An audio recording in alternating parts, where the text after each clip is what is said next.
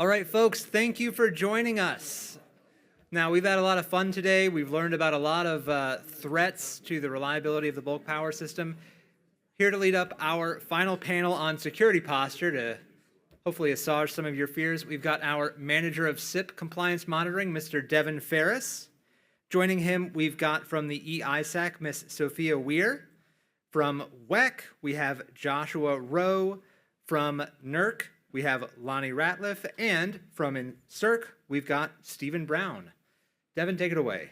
So thanks, Thad. I really appreciate it.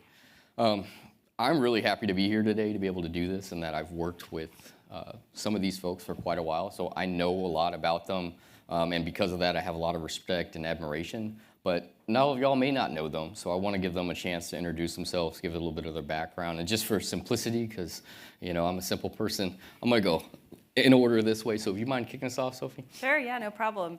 Hi, everybody. Sophia Weir from the EISAC. I'm a physical security analyst. And before working at the EISAC, which I've been there for a couple of years, I worked in the federal government as a general engineer at the Supreme Court building, and before then at the National Agricultural Library in Beltsville, Maryland.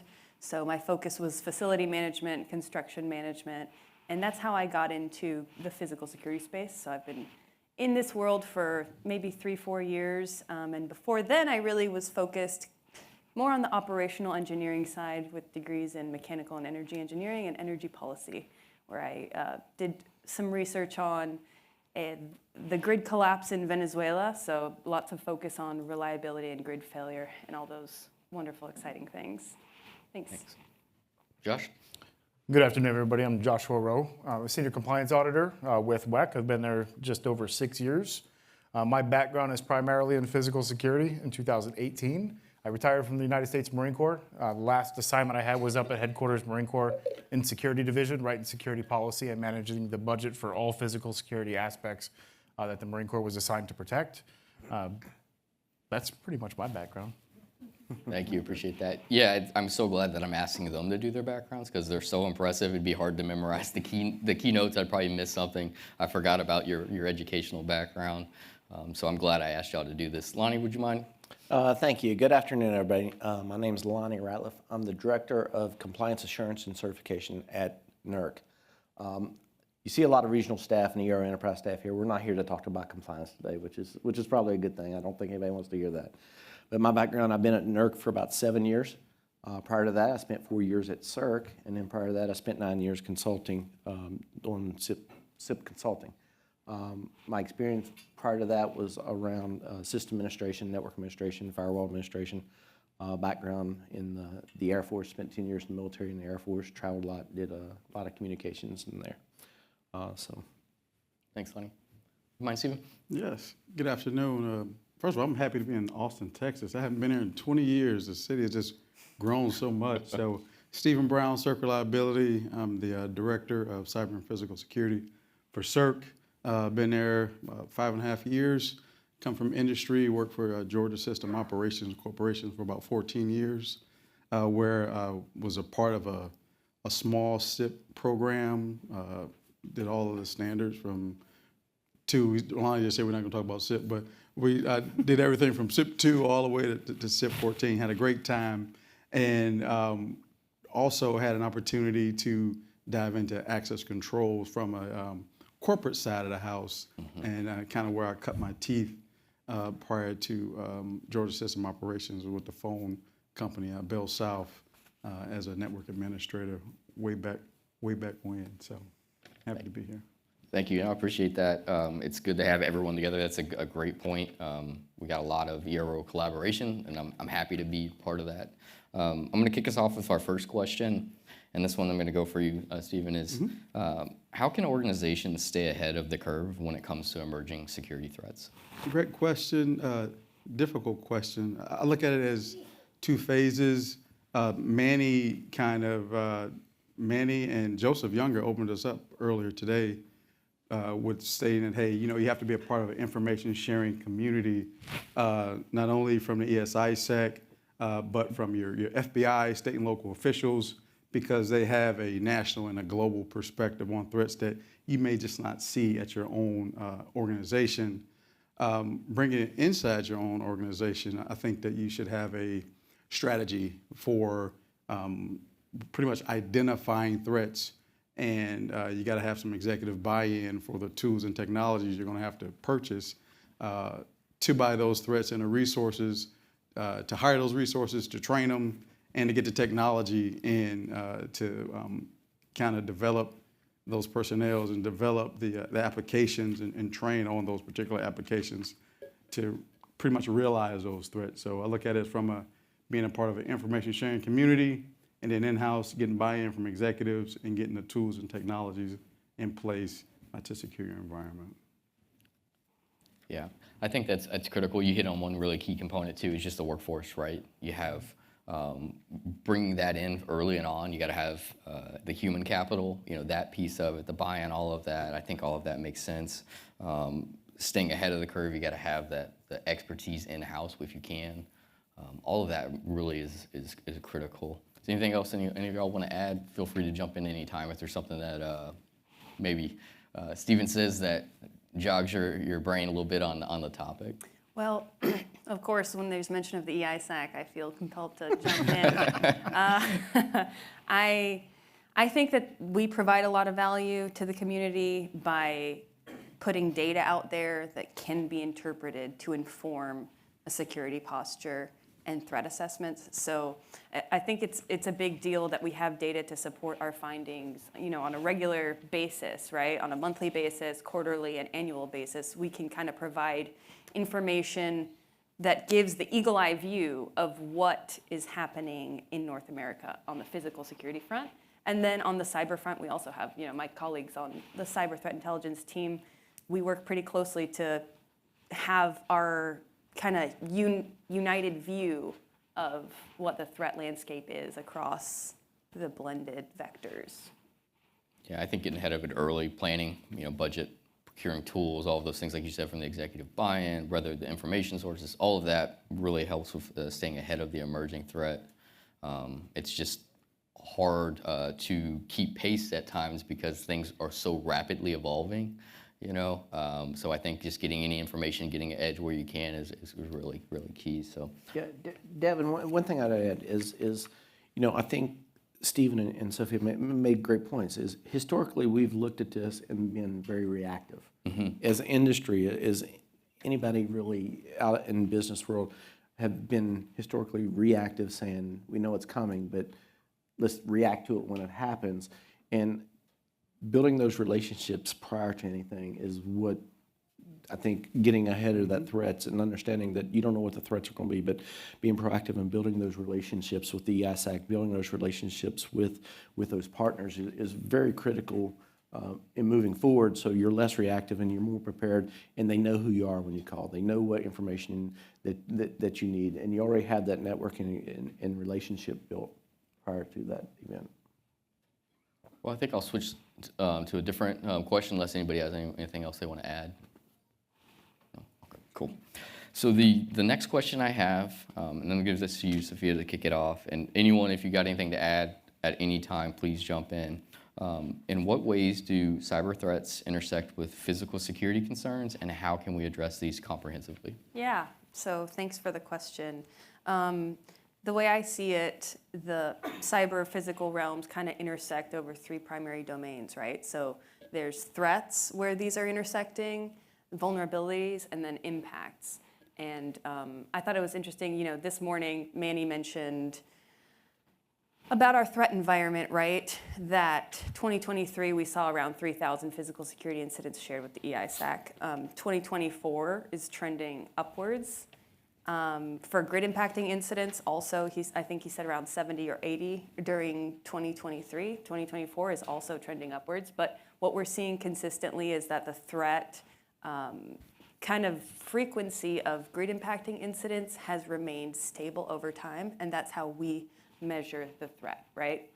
But even so, as our system becomes increasingly, I would say, smart, right? An intelligent system that has enabled communication, it's a cyber physical system more and more. With that brings in more threats, specifically that cross from cyber to physical domain and physical to cyber domain. So what that means is we can no longer, choose a specialty where, oh, I'm focused on the ballistic physical threat to a specific type of asset, or, I'm only a physical security analyst. I'm not going to do any cyber work, or I don't really need to know about how pipelines interact with the network and how each one enables the other in a critical way to the operation. Because what we're seeing more of are grid impacting threats and incidents like vandalism, cutting wires, whether it's criminal or non-criminal, difficult to say. And by non-criminal, I mean like terrorist activity. It's difficult to say anymore whether or not there's intent behind these, and if the intent is to cross over between cyber and physical, because it simply is having those impacts because the system is the way it is. So with more kind of moving away from the concerns in the last couple years, we're more focused on ballistic damage incidents in the physical space. Now our team is looking more so at communications infrastructure and how our systems are so dependent on communication infrastructure. And in some cases, when it's not resilient or it doesn't have any redundancy built in, then we have to build in contingencies because, to ensure the operation of the system. Some examples you can kind of think through when it comes to vulnerabilities and impacts between the cyber-physical space, we're thinking through one-stage attacks versus two-stage attacks or multi-stage attacks, and how a cyber incident can enable a physical attack, or a physical incident can enable a cyber attack. So through that pipeline of threat, vulnerability, and impact, the way that we address it, we have to start at the bottom, at the organizational level.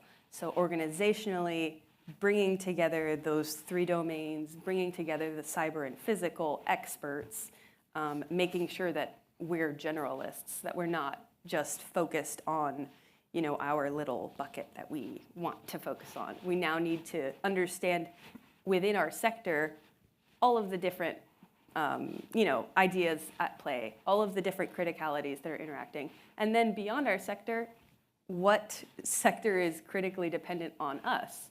What sector are we critically dependent on? Communication, oil and gas, and then how is society dependent on all those things? So it kind of wraps all into the organizational understanding, and like you said, building in the human capability of being able to actually kind of digest and chew on that and understand it and communicate it out. Yeah, absolutely. I think the really interesting way that you conveyed that is you're looking at it from your background and what your start with the physical. So that's your specialty, that's your wheelhouse. But you realize that there's something greater and beyond that could impact in that relationship. And in a lot of the presentations earlier today, they had really good examples of something happening in the physical space that then impacted the cyber. The great one was with that cell phone that had the malware, right? So thinking about that, really those intersecting pieces, they can have the same impacts, but it's just how did you start to get the attack launched, right? Where's that threat vector and how are you planning against it? Those different things. So. Right, and so it's interesting you say that. Another example we see all the time is cutting fiber. People cutting fiber. Are they cutting it because they think it's copper? They want to steal it. They cut it, and then it's it's not copper. So, or are they trying to disrupt communication? We don't know. And then the impacts also from one asset to the next are so varied between different asset types, like generation, distribution, transmission, outside of the substation, inside the substation. It varies incredibly. That it's difficult to predict what exactly will happen if you haven't exercised it. If you haven't stepped through it in a workshop or tabletopped it, then you're not really going to understand how that type of incident is going to affect your operations until it happens, or if you step it out. Sure. No, and I think this is a good transition to the next question, because how do you respond to it, right, where you have that threat? But before we jump into that, I think it's important to understand that you can't just look at it in one area. Maybe that is the disguise. Hey, look over here, because we've disrupted the communications. We're so worried about bringing our network back on. Maybe there's something else going on. It's not just a one-phased attack, right? They could be, depending on what the adversary is and how they're trying to accomplish it. So Right. there's those elements to it too. But I think what matters is this next question is, well, what do we do if it happens? How do we respond? So I think that I'll transition into that next question unless y'all have anything you want to add. I don't know that it's really an ad for too much value, but it's just some thought-provoking things. You mentioned resiliency within the components, and again, we don't want to talk about the standards, but how do we build resiliency within the products that we're procuring or that we're using? If we think of a transformer that sits in the middle of a substation, it's inherently vulnerable to gunshots. We know that. But there are some ballistic properties that exist within that transformer, and there's a few studies out there that show that the actual casing of a transformer can stop a 9mm round. That's a fact. What's not a fact is there's other what is an additional fact is there's other components that are vulnerable, the fans, the radiators that are out there on those. So how, as an industry, can we leverage our knowledge of these existing vulnerabilities and work with manufacturers to increase the resiliency of a product? We would spend millions less on ballistic protection if those radiator fans had it built into it. Now, there still has to be some engineering feats that are accomplished, and again, I'm not an engineer by any means, but I would think if I could find a way to extend that inherent protection for ballistics to a radiator, and I'd save my company millions because it's inherently designed in it, we've mitigated some of that risk. And so those discussions, none of us are going to go to any of those manufacturers and say, this is what you should do. But as industry partners, and if you get an opportunity to speak with those folks, what are they doing? I mean, maybe they're not doing anything, because if a transformer blows because of gunshots, you're going to purchase another one at the tune of a couple $1 million.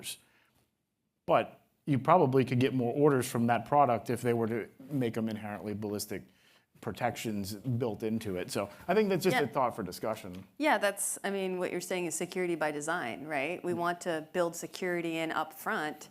And I think I was talking with someone about this earlier today.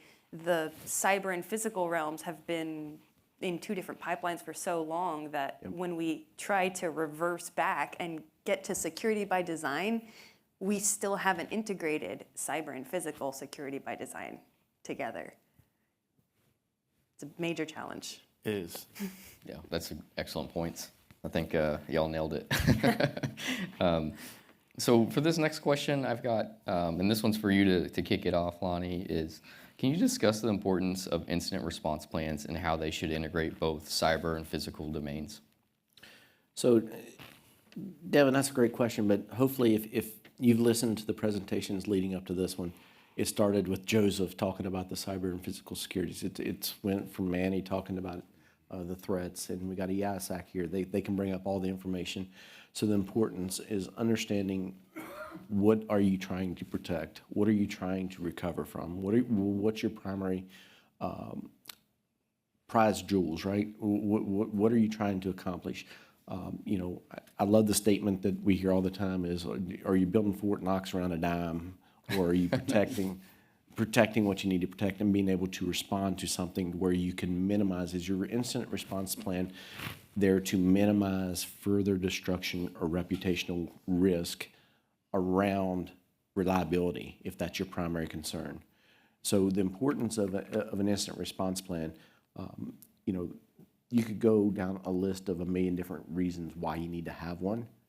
And it comes down to, how can I minimize the impact of something happening that I may not have any control over, right? We know the known risks, we know the known things, but we also know that things may happen that are outside of your control. You may have the best mitigating controls and you're air gapped and you got, hey, all this stuff's out there, but that first patch that you get from your supply vendor or from your vendor that blows up your systems, how are you going to respond? How are you going to be prepared for those cases. It's not just the insider threat that they talked about earlier. It's not about the physical security attacks at a substation, somebody stealing copper. It's about those unknowns that you really never really think about coming in through different channels. If you look at the SolarWinds things from a few years ago and things like that, would your plan be able to accommodate that? And when we talk about the importance of it, we're not talking about just having it documented and getting around the table. Me and Josh talked about this before, getting around the table. I said I wasn't going to talk about compliance, but getting around the table and everybody says, yep, we do that, we can do that, we're compliant, we got our incident response plan. That's not testing your incident response plan. That may be compliant, but or may not, but it's it's about working those relationships, having those relationships and walking through and understanding, saying, our incident response plan can't address every little thing that we could ever think about happening. But can we test it, because the people that are going to be implementing this, it's going to be a chaotic moment, and people are going to be running around trying to say, because you're going to have leadership saying, why is our generation not online? Why are we losing money? Y'all have an incident response plan. How come we don't have this stuff back up? That's what's going to be reality. And you're going to have certain people that are saying, hey, we test this every year, but did you really test it? Do you have those relationships that if you call the FBI, they know who you are, that type of thing. And then when we start talking and tying it into the physical aspects, I'm going to let Josh is our physical security expert, so I'll let him handle that. I don't know about expert, but I'll try. So we'll talk a little bit. They should complement each other. I mean, it's going to be a precursor. A physical event is likely going to lead to a cyber event if you're looking at it from a holistic perspective here. And I'm going to keep looking down at my notes, because anybody knows I start talking about incident response plans, we'll be here for hours, and I don't want to stop you from getting to where you need to be. But you leverage the technology that's out there to identify the early identification piece. Alerts on anomalous activity or even benign activity through use of radars, cameras, technological devices on the fences. There's a bunch of different systems. But it goes beyond that. You can put all these great products out there, but what about your maintenance and testing of those products? And are you stress testing them, or are you just doing a test and checkout to say that it works and we have this in place? How are we physically testing them in an environment that's not traditionally for that design? I think training is another big thing too. That whole see something, say something, that should apply in every organization. That should apply in everyday life. If we see something, we should say something. As security practitioners, we know that somebody else needs to know this information. And if I'm the one that's delayed in providing it to them, did I cause more harm than anything? But I want to kind of go back a little bit. I talk about security technologies. I want to talk about nuisance and false alarms. That's probably one of the biggest things that we'll see is things are not being reported, or we're not looking at them from an investigative phase enough, because we're kind of stuck between who's looking at these alarms. If I have a security operations center and there's 5,000 alarm points within an organization, 2 or 3 security operators, they may be able to look at that for about 20, 30 minutes, but after that, they're almost pointless. It's almost like looking away from the screen, like your eye doctor says. You do the 20 minutes forward, and then you look the 10 seconds out this way at a distance of 20 meters. That's what the security operators need to be looking at. But when we have a large number of false or nuisance alarms for all of these technological devices, that's going to decrease their understanding of what an alarm is. Every alarm that comes in there should be something that we need to take action on, whether it's an initial investigation. But if they keep saying at 9 o'clock in the morning, here's this same nuisance alarm at this same door, and we just document it as the door jamb didn't close all the way, but we didn't put a maintenance ticket in for it, that's going to continue decreasing the effectiveness of the folks that are responding and receiving these alarms. So while having an incident response plan is vital, we want to get out there and react to these incidents, we need to make sure that we're maintaining that as well. We need to take a look at the technology and make sure that it's operating to the capabilities in which we designed it to and which it was installed to do. So I think starting with a good maintenance and testing program is kind of key there. Analyzing alarm activity for trends. If you're seeing that same door alarm at 9 a.m. every single day, maybe there's something there. Maybe I know that my next shift, I'm going to look at that camera at 8:55 until 9:05, and I want to make sure that Is it really a nuisance alarm? Or is it somebody who's testing the system to find out if they can get in? So it can be an insider threat piece as well. I think all of the things tie in together. So it's not just putting the security apparatus out there. It's validating that it works, and those who are seeing it are trained and understand what to look for. I'm going to steal something from the WEC workshop. So I was lucky enough to be able to go to the WEC workshop about 2 weeks ago in Salt Lake, and Josh did a great presentation on cybersecurity.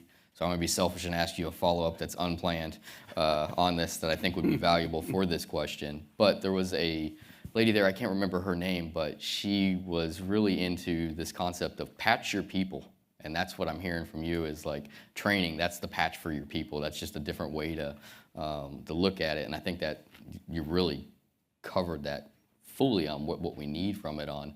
The people are going to take action to the plan. So it's not just this plan itself, it's how do we execute it, and that's one element. So, but the selfish question that I'm going to ask is, I took a couple of takeaways for me later for different presentations, but you had a really good examples on how to stress test those plans. Would you mind providing a couple of those if you have some of those in mind? Yeah, we do. So I was going to talk about it in Okay. a little bit, but we'll go through it. So stress testing a plan, annual exercises, 15 calendar month exercises, 36 calendar month, whatever the language of the standard says, entities are going to do that.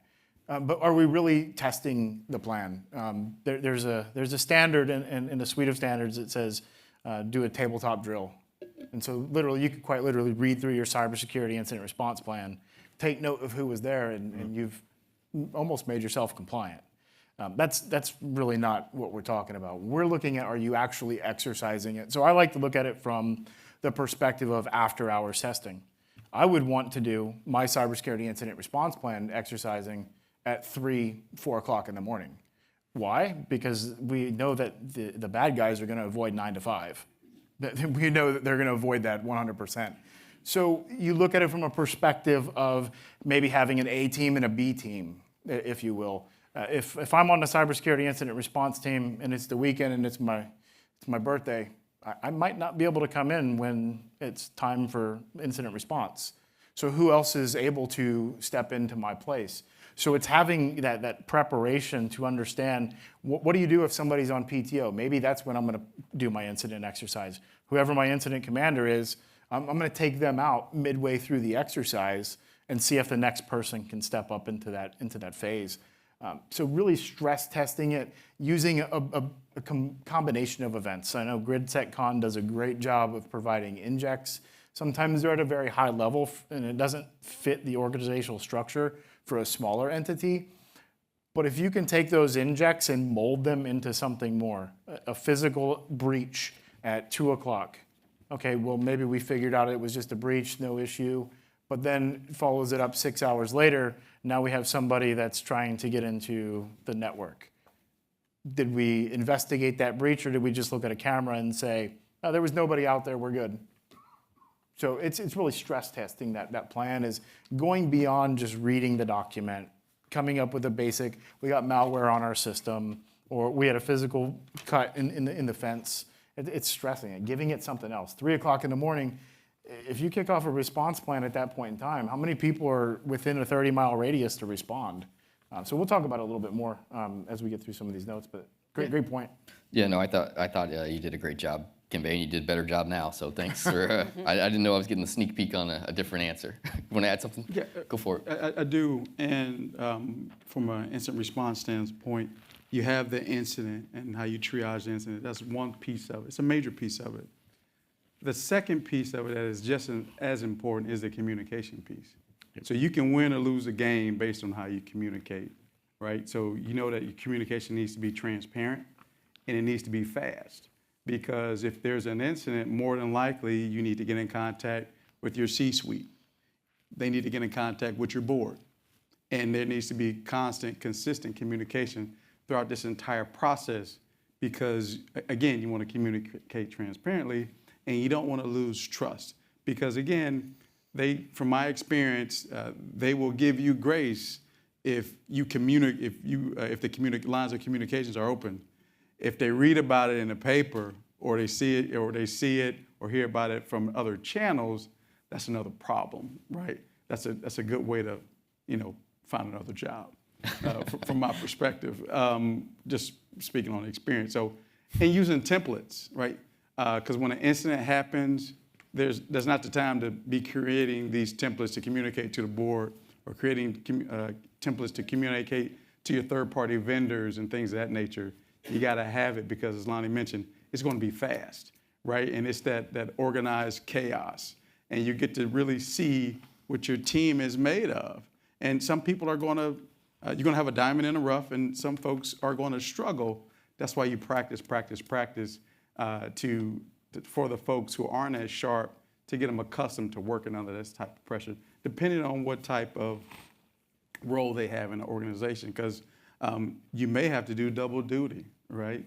Your network administrator may have to also be your system administrator during this time because resources may not be available.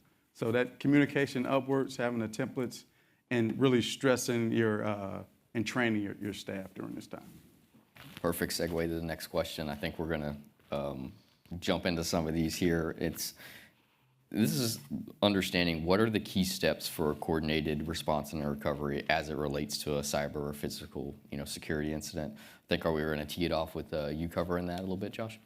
I was just going to read off the response framework. I think everybody should be familiar with the NIST framework, but if you're not, preparation, identification, containment, eradication, recovery, lessons learned, and there's one other thing I'd like to add in here called retesting. So we all know that we're gonna prepare for these things, but the key thing I want to hit on here is lessons learned and retesting. Multiple times we'll conduct a lessons learned exercise, or we'll conduct the lessons learned after the exercise is complete, but do we retest it with the new plan? That's not a requirement in the NERC SIP world to retest it afterwards, but from a reliability and security perspective, if I know my next test isn't going to occur for another year or 15 months, the steps that I put in, are they going to be viable? So I want to say that you want to identify all your hazards as well. Make sure that the plan is sustainable over time and it's internally consistent. Internal consistency is probably the biggest thing because it reduces the conflict with the different activities that you have. Some are going to have some comprehensive response programs for specific activities, where others are going to have that more broad all-hazard approach. I like to use the thought of you have the person who's the jack of all trades in your organization. He or she is attached to every single plan, every single procedure. What happens when that person's gone? Or what happens when that person's unavailable during that time? Who's going to step into those roles? Or if that person's there, what happens with making those decisions on the fly, prioritizing where that person's time needs to be? Are they going to be available for the key incident response activities, or are they going to kind of be away from it? Another thing, making sure that your plans, the cost-effective, environmentally sound, and readable. I use this analogy of 2019. You ever buy anything from IKEA and you get that instruction manual and it's like 400 pages and in 13 different languages? Your incident response plan should not be like that. It should be very clear, concise, making sure that you're identifying any overlays or gaps that need to be addressed on a regular basis. And again, I use that whole thought of if somebody's in a key role, if they're on vacation, who's going to step up in those activities. But I'd rehearse it. I would test it in concert with adjacent policies and procedures. I would bring in adjacent organizations.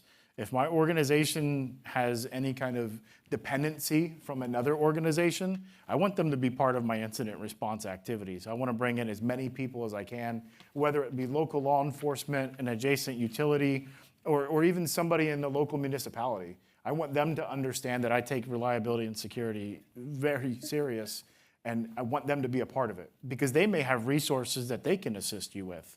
Maybe they have some folks that are FEMA trained in incident respond or incident command systems that can jump in and assist the organization from that perspective. So really having that comprehensive plan, you're preparing and you're conducting a thorough exercise of it, you're testing it, stress testing it. Providing those lessons learned is definitely key. Your plans, you're allowed to deviate from your cybersecurity incident response plan or physical response plan. Everything is not going to go according to plan. The bad guy isn't going to follow steps A through Z. They're going to take shortcuts here and there. So it's okay to have deviations from those plans, document the deviations, identify what lessons learned could be employed into the next iteration of your documentation, and then again, retest it. There's nothing that says retest it. I'll keep harping on that one because I'm a big fan of testing. The more testing, the less atrophy that you have in your incident response plans. It becomes more fluid. Yeah, I think you brought up a great point, though, about testing the change from the lesson learned, because we identified a problem, right? Now we have set down as a thought exercise of, hey, here's our solution, but we don't actually know if that solution's practical or not. So without testing it, you don't have that information until the next time. And what's that period? And is that period, too long? Which it could be. So I think that's an excellent point as far as the retest, and really something to consider. It may not even have to be a retest of the entire exercise. Sure, just maybe that part. Just that one part. Whatever your broke, right? lesson, Yeah. Your lessons learned could be something as simple as the phone numbers on the sheet were inaccurate. Well, I would maybe want to test those phone numbers afterwards. Even though I get them, I want to dial them and make sure that it works. Make sure nobody didn't have a misentry in one of the documents. Or it could be something as comprehensive of, we were supposed to contain this HMI in this location, and that we found that location not everybody has access to. And so now we wrote something in our plan that somebody can't do. But if we don't retest it and look for additional gaps, we're going to find ourselves at a disadvantage in another real world scenario. I've got one piece I'd like to add on, but I don't want to jump over anybody's. Any of y'all have anything you want to add to this? Well, I think it's important that you can't overstate the importance of that retesting piece, because, I think there's pieces in there around the communication, and we always have to communicate. But oftentimes we see that some business units have different response plans because, hey, this is the regulated side. We got this incident response plan here for this. And over here, we got our business continuity. I mean, let's just call it what they are. And there's never communication there. And then all of a sudden, if something goes down, then the confusion is often around, okay, is it the incident response plan? Is it the business continuity? Who do we, and I think that's the retesting and the communication piece. And that coordinated response is between those. I think there's a marriage there, and that there should be a happy means. Mm-hmm. Yeah, I was gonna kind of go along that same line. You're saying business continuity and other teams, but also between cyber and physical. Like we don't inherently just have a shared nomenclature that we're gonna open up the book and know exactly how to go about an incident. So we have to be proactive. And these drills, they are at their core communication drills, because I mean, you're exercising basically a framework for sharing information and cascading it up to whoever needs to know. And it harkens back to a lot of the earlier panels today: relationship building and communication within your organization, across teams, across organizations, all the way up. Yeah. And that's kind of where I was going with it, is that it's not an IT problem alone. Everyone thinks it's an IT problem, they're going to solve it, but everyone can play a part, and they may not know what that part is or role is, and getting the more people involved is, from experience, the best on having a coordinated response, right? One that's succinct and quick. You wouldn't be you'd be surprised how many times we've seen incident response exercises where you have one side of the house only. Maybe it's IT only. They never included the OT personnel. Or maybe it's just the compliance folks that are performing this, but they don't include the subject matter experts that are out there collecting the logs, or maybe collecting the hardware, or preserving the data from a specific device. It's really including everybody. I don't know why you wouldn't want to have representation from every business unit in one of these exercises. You have no clue how much knowledge is just left off those exercises. They may have the best lessons learned because they're not married to the documentation from a compliance perspective. They're just there observing. So I think your observers can play a very key role in that, in making sure that you have a holistic exercise instead of that real focused, okay, we have to do this because the paper says we have to do this. We want to do this because we want to react a certain way in a real world scenario. Well said. I'm going to jump into the next question. I'm going to start with you, Lonnie, on this. How has the shift to remote work impacted the data security landscape? And what are the key vulnerabilities to be aware of? Great, Devin. You know, that's a question, you know, with the COVID, with the COVID era, we'll call it, right? The big shift to remote work really happened, right? And I was looking at the numbers. When we was preparing for the panel, I started looking at numbers, and I think it's 1 in 5 now workers work remote. You know, I've been lucky. I've been with NERC for 7 years. I've been remote since day one. And when I first started, it was all about, okay, what information did I have access to? What tools did I use to get in? Why do you need to do that? Or, you know, are you making sure you use company assets? And it opens up the whole concern about what information does remote worker have access to? Because when you start talking about remote access and remote workers, are we talking about staff? Are we talking about staff that has access just to information or data? Or in industry's sake, do you have access to actually monitor and control something? Or the capability, right? We always go back to the capability. Okay, we got third-party vendors that have remote access for maintenance. They monitor and they may perform maintenance. They can change config files. Is that the same as control? Some would think so. Some may not think so. But when you start thinking about, okay, what are we trying to protect? You know, on premise, it's really, really clean. You're on your own network. You protect everything. You know, with the shift to remote, and this is what I found out interesting, is only like, I had to bring my notes like Josh because I'll screw stuff up, is, you know, it was only 46% of people or organizations use multi-factor for remote access. So when you start thinking about, okay, what do they have access to? What kind of information do they really have access to?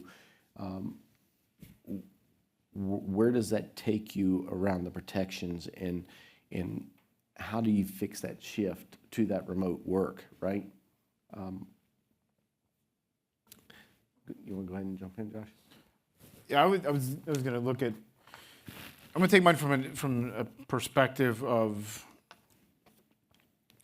most plans or procedures were likely written pre-pandemic. So plans, activities, procedures, they were there for most of the people being in the office. Some of the questions I have is when you start to see anomalies in the system, or you start to see where you need to go pull logs, maybe you don't have that remote access into one of those critical systems, and you have to go on site to look at this. How far are your responders? How far do they live from those sites? Can they readily get there in a short amount of time to where it reduces that threat landscape, instead of having, well, my IT guy, he can be here in 2 hours. But now we're sitting there with potential alerts that something is in the network for 2 hours and we can't get in there. So our organization's looking at it from that perspective, from a response piece. But I always look at, again, I mentioned it earlier, and this is what I was talking about, that A and B team. You think if you have all these remote workers, that A team is the one that's working. They're the response folks for weeks 1 and 3, and then weeks 2 and 4, it's the B team. That way they can have that work-life balance as well, because I think that's key. We can't just say security, security, security. We're all going to get tired at some point in time, and we're going to miss something. But if we start designating folks to have on and off weeks, it allows them the opportunity to recharge, get themselves back into the game, and readily or seeing maybe some differences in logs, or maybe reviewing those alerts a little bit more in detail. So I like to look at it from that perspective of leverage that capability that you have, think outside the box a little bit. But I think that's where I would. Yeah, and I do want to go back because, you know, one of the things that we talk about is that remote access, right? And, you know, my wife, she works at the bank, and it's, you know, the Bank of America, their big thing is know your customer. Well, do we apply that to know our people, right? Because, you know, if you think about on-premise work, everybody gets here from 7 o'clock. You're going to have the, you know, I break this up, so I don't want to offend anybody, but the engineers get in at 7, the lawyers get in at 9, engineers leave early, and lawyers stay late, right? I mean, that's how it typically works. So know your customer. So they had, you know, from 7 to 5 or 6, they knew where people were getting into the systems. They knew people were accessing data. With the new remote workspace, I mean, I'm guilty of it. I'll be on line at 10 o'clock at night, VPN in, looking at documentation. And I think it's a lot harder for our IT to know what our patterns are. I mean, they try to understand when you're accessing data and stuff like that. They track that type of thing. But the remote workforce, I think the stat on that was like 69% experience burnout because you're always connected. You wake up at 4 o'clock in the morning, you're like, man, I really need to finish that. You get on. That's not normal if you're working on premise. So when you start talking about, okay, do we know the people coming in? Because you're only as secure as the in device or the in network, right? And if that's coming in, and it's coming in 24 hours a day instead of them 10 to 12 hours a day, how can IT build their database or their analysis looking for those abnormalities? So you brought up the good point about working after hours. So at WEC, we did when COVID struck, we did some work from home things, and I think we've all probably had some presentation of what to do to protect it. But I think taking those extra steps, looking at those modems and the routers at your own house, making sure that the admin passwords are changed. That's a very simple piece there. If you know you're taking off from your house and you have maybe some printed material, have you secured it in some sort of a locked facility, a locked safe? What are you doing? We even took it to as far as doing a home security presentation, and we talked about locks and access control for your house. Considerations, again, for that data, where it mostly sits encrypted, hopefully at rest on your laptops. Those extra printed materials that you have, or those hand-scribbled notes, are they being locked up after hours or when family members are coming through? So it's not just protecting from the adversaries of foreign actors, but maybe the adversaries in your home where somebody's just trying to get a little bit of information and they can feed that out. So it doesn't just stop just with what IT can do, it's what you can do within your home to protect that data. Yeah, I think you hit on the point I was going to shift to on it. It's not just the remote connection. I guess it depends on what type of work you do. So with your military experience, a lot of that stuff, that's when it's classified, or people that talked earlier about the government work that they do when they have a classified brief. Well, those locations where those occur, we know they're sound, right, from a physical security standpoint, because that sensitive data needs to be protected. Well, we all probably work in some kind of data that's sensitive. So what kind of maybe data handling protections could we do or implement, for your worker? Because, remote work, if you got a VPN connection, you can work many different places, So I think that's a different threat too that maybe wasn't considered initially on, I can get onto the hotel Wi-Fi, what controls do I have there for when I'm doing those remote works? And I think that shift, because we don't control that premise. We don't have the physical piece other than if you're at your home. So that's the interesting shift that I kind of wanted to explore. Stephen, do you have anything on that as far as? Yeah, sure. So it's all about risk, right? And, what level of risk is your organization willing to take? You talk about classifying data. So, it's encouraged to have some type of data classification policy or procedure that your organization uses. From an access control piece, you need to know, first of all, you need to know all your assets. I think someone mentioned that earlier. Where are your assets? We want to protect everything, but we don't want to protect everything the same because it's expensive and it costs a lot of money to do that. But the crown jewels, you want to put an extra layer of protection around your crown jewels. So when you look at this trend to moving towards zero trust, consider how much it's going to cost to do that. And if that's a part of your journey right now, again, you may want zero trust around those crown jewels, but everything else based on risk, you add a different level of protection around those particular assets. And from an access control and identification standpoint, again, you have to have a policy and a procedure for your IT folks to follow, but having that governance at the top that's saying, hey, this company shall do this from an access control standpoint and identity management as well. And security monitoring, so you can identify those anomalies and, kind of throw flags, right, when you need to throw a flag. And, at the same time, if you don't have a large team to do that, bring in someone who wants to learn, right, a different part of the business, that's really worked well in different areas that I've worked in over my career. Finding someone who wants to learn about access control, finding someone who wants to know about physical security who didn't know that. But from access control standpoint, it's all about risk. Have a policy in place for classifying data and for allowing folks to get into different containers of your environment based on the restrictions around that data and based on the level of access they have. Go for it. So just want you talk about the risk appetite that an organization has, but we'll talk about risk appetite as a person. We'll talk about the scary things that security practitioners always talk about. Everybody probably has their cell phone right next to them right now. I'm fairly certain you have a personal cell phone that's there. How many of you are on Facebook, Instagram, Twitter, all those things, and you didn't disable the microphone? Because it automatically is enabled on there. So you think when you're like, oh, you know what? If I need to get a new shirt. Next thing you know, Amazon's suggesting that new shirt that you need. When you're having those conversations and that personal phone is sitting right next to you, it's listening. All those devices that have the enabled feature on for Facebook, Instagram, all the other social media sites that are out there, they're hearing that data.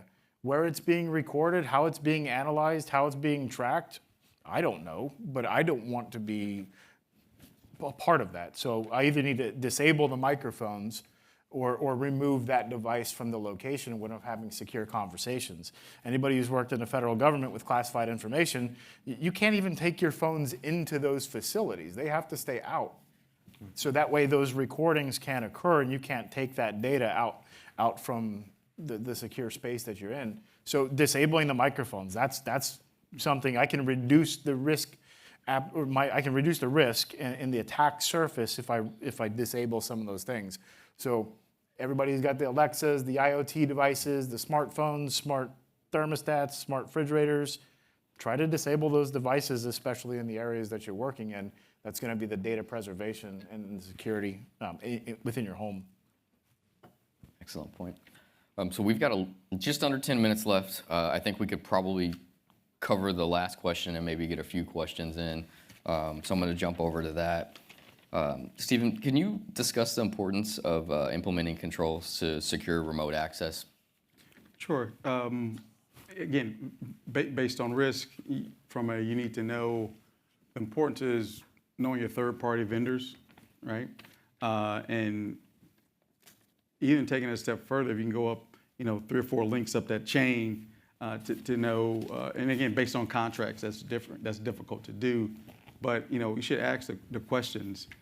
You should also identify the folks in your organization who have, access to, as I mentioned before, those crown jewels, and scrutinize the list, right?